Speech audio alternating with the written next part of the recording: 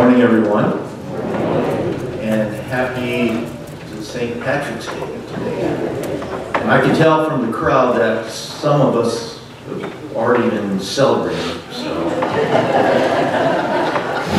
but anyways, I just wanted to let you know that today, when Grace and I are here, Sensei Grace and myself, Reverend Matt Amasaki is speaking in Berkeley, and Sensei Kelvin Mark is speaking at Sacramento Buddhist Church.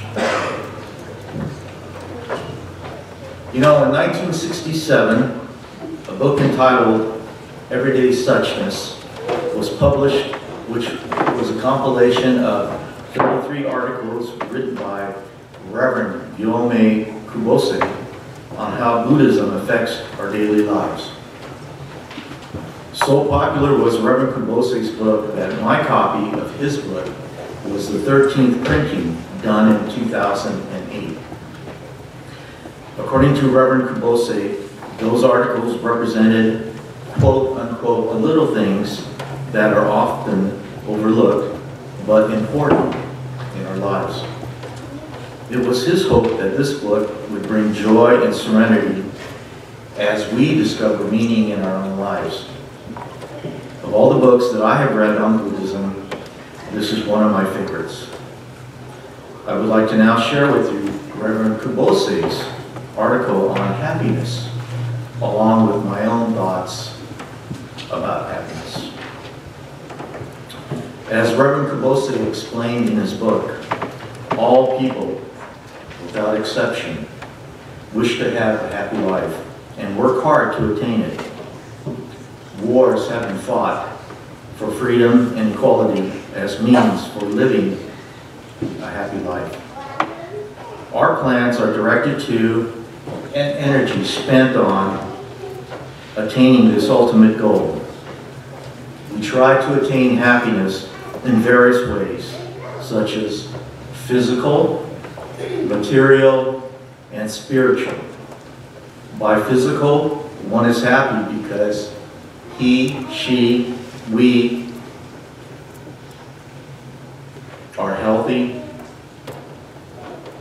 in his words, handsome or beautiful. His words. By material, one is happy because we are rich and can afford a nice home, a beautiful car, nice clothes, jewelry, and good food. By spiritual, one is mentally happy through relationships with loved ones and friends. Reverend Kubose also says, these conditions of happiness are, however, dependent upon external causes. When the cause of happiness is gone or destroyed, happiness disappears.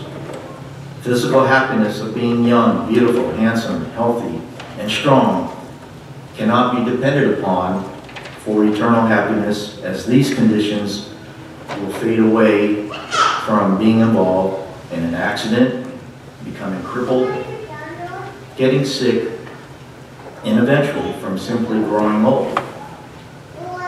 Money is important as it represents everything to many people. They believe the almighty dollar can buy anything and everything, including happiness. But this happiness may disappear through destruction, theft, and bad luck, resulting in misery. In today's culture, modern people's attitude is they will do something if they receive something in return. Work is only the means to make money, to be able to possess things. No thought is given to how we were able to buy it in the first place, such as the effort it took to get an education and a decent paying job. Even happiness from love and friendship may result in misery as love turns into hate and friends become enemies. Buddhism teaches us to look into the core of things instead of looking around. We have to look within ourselves and see What creates happiness? To be loved is happiness. But to love is also happiness. Happiness is receiving something, but giving and sharing is also happiness. It is said the happiness of the giver is more permanent and enriching than that of the receiver. Buddhists are taught that every step and every means are very important and in themselves are equally important as the end results. Real happiness is created from within as the whole self unfolds from our efforts to love and share with others. Although our mind and attitudes may make us miserable during our suffering, we still have the capacity and capability to attain right mind and right attitude, to overcome misery and suffering in order to achieve happiness. You know, as I read the last paragraph of Reverend Kabosei's article, I thought to myself, okay, what does creating happiness from within as the whole self unfolds and attaining right mind and attitude really mean?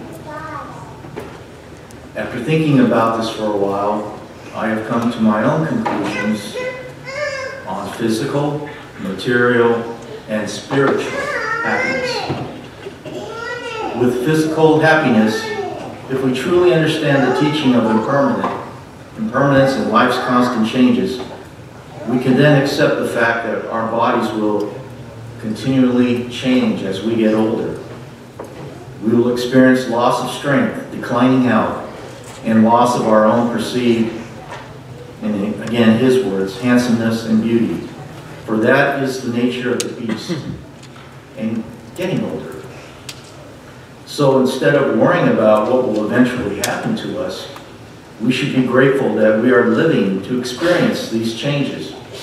We do what we can and make the most of what we have in terms of strength, health, and looks, knowing that these conditions will eventually change again due to our advancing age. And we must remember it is what is inside of us that really matters. With material happiness, we must accept the fact that in order to survive in our materialistic society, money is a part of our lives. We are dependent upon our teachers, parents, friends, and even strangers to receive the necessary education in order to work for a living. We should be very appreciative to those people who have directly and indirectly impacted our lives in a positive way. Although Buddhism states that our suffering is caused by greed for material things, I feel there is no shame in working for money so that we can live a comfortable life. We try to do the best we can for providing a home, food, clothing, and education for our family, and to help others. I cannot imagine having to live outside in the cold and rain, looking in garbage cans and begging for food, and being so desperate that I have to steal from people because I have no money. Remember, money in and of itself is not good. How you help and take care of others with that money is the key to being happy. And I was told by a friend that you don't want to be the richest person buried in a cemetery. Finally, with spiritual happiness, if we truly understand the teaching of interdependence and our connections with others, we must accept the fact that we need other people in our lives. Although Reverend Kabosei stated that love may turn into hate and friends may become enemies because of our human weaknesses to feel jealousy, grief, rage, and hate, we lose out as human beings if we are afraid to interact with others for fear of being hurt. It is said that to love is to live with all of our hearts. Love with family and friends may bring sorrow, but it may also bring hope and happiness. We have to work on giving it all our effort during life's journey. The adage, treat others as you would like to be treated, is the best approach. Civility, decency, honesty, respect, kindness, and love are all important elements of compassion. And this compassion will bring people together, and hopefully families and friendships will survive for a lifetime. Right now, we have a special treat in store for all of you. I would like to introduce Mr. Murr Maruyama, who is a member of our church and also performs with the Grateful Crane Ensemble from Los Angeles. Murr will sing the classic Kawa no Nagare no Yoni, which means like the flow of a river. This song tells of a life's journey we all take throughout our lives, like the flow of a river, to unknown places, situations, and times as we search for our dreams and goals with the underlying hope of finding happiness. This song was sung by Misora Hibari 30 years ago in 1989, prior to her death. A national poll taken in Japan in 1997 declared this song the greatest of all time. So Murr, if you could please come up, and we're ready to listen when you're ready.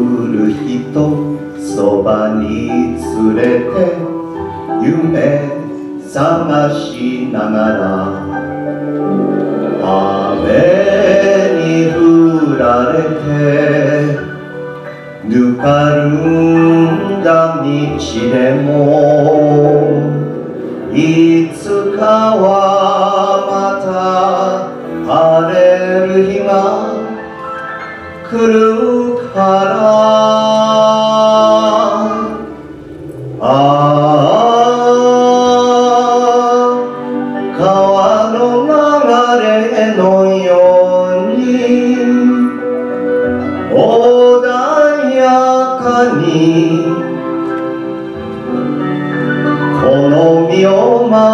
かせていたい。ああ、川の流れのようにいつまでも青いせせらぎを聞きながら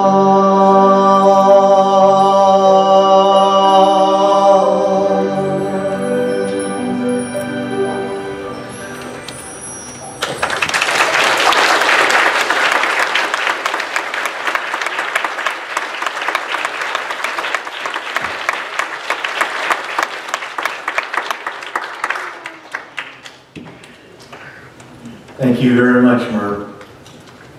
For those of you who don't know, well, those of you who've come to the performances by the Grateful Crane Ensemble, they've been here, I believe, 4 or 5 times, and one of my favorite characters is played by Merv in the Nihon Machi, the place to be, and he plays the character of Ji-chan. So even though he's younger than me, I call him Ji-chan. Thank you, Ji-chan. Okay, finally, I would like to close with a quote on happiness from the Orange County Buddhist Church. The awakened person finds deep gratification in making others happy and serving others rather than finding gratification for oneself. The awakened person embraces both positives and negatives of life. The awakened person embraces fortune and misfortune, health and sickness, success and failure. Nothing in life is an obstacle for the awakened person. No matter what one faces in life, there is something to learn, something to realize, and something to reflect on. This sense of happiness is accessible to anyone. It is not dependent on our age or gender. It is not limited to any particular ethnicity. It is the deepest wish and aspiration of the Buddha that all people live a meaningful, fulfilled, and happy life. Please join me in Gassho. Namo Amida Butsu. Namo Amida Butsu. Namo Amida Butsu.